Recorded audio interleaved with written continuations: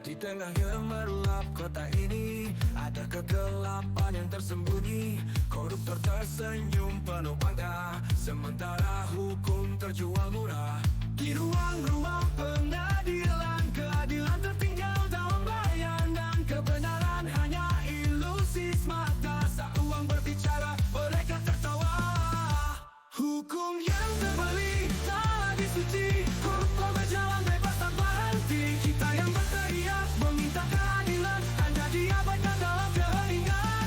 Hukum yang terbalik tak lagi suci. Koruptor berjalan bebas tanpa henti. Kita yang berteriak meminta keadilan akan terus berjuang hingga akhir zaman.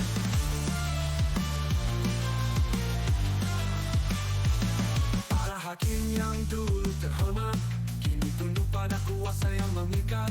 Penjara kosong penuh sandiwara, korupsi merajalela tiada yang menggugah. Di ruang-ruang pengadilan, keadilan tertinggal dalam bayangan. Kebenaran hanya ilusi semata. Saat uang berbicara, mereka tertawa.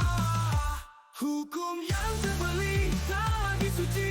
Koruptor berjalan bebas tanpa henti. Kita yang berteriak meminta keadilan hanya diabaikan dalam keheningan. Hukum yang terbalik tak lagi suci. Koruptor berjalan bebas tanpa henti. Kita yang berteriak meminta keadilan akan terus berjuang hingga akhir zaman.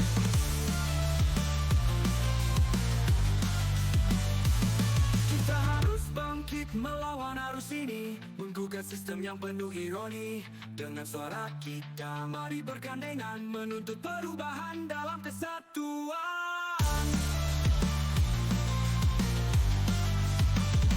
Hukum yang terbalik tak lagi suci. Koruptor berjalan bebas tanpa henti. Kita yang berteriak meminta keadilan hanya diabaikan dalam keheningan. Hukum yang terbalik tak lagi suci. Koruptor berjalan bebas tanpa henti. Kita yang berteriak meminta keadilan akan terus berjuang hingga akhir zaman.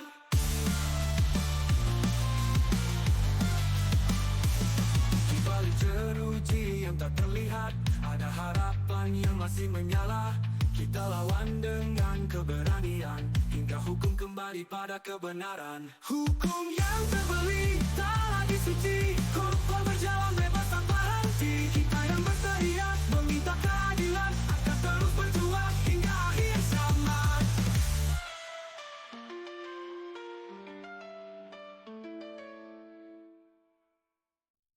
Hukum yang terbalik